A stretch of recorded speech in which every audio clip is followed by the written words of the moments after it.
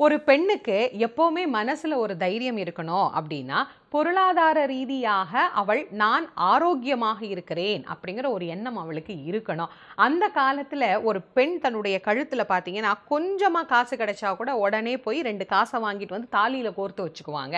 ஏன்னா, அவர்களுக்கு அந்த தங்கம் அப்படிங்கிறது தன்னோட சேர்ந்து இருக்கிற போது ஒரு பெரிய நம்பிக்கை அப்படிங்கிறது கிடைக்கும். அதனால இது அவரவர்களுக்கு குடும்ப வழக்கம் என்ன இருக்கோ, சில பேர் வந்து வெறும் தாலியும் குண்டு மட்டும் தான் போடுவாங்க. வெறும் தாலி எப்பவுமே போடக்கூடாது. அதோட குண்டு சேர்த்து தான் போடணும். அது எல்லாருக்குமே தெரிஞ்ச விஷயம் தான்.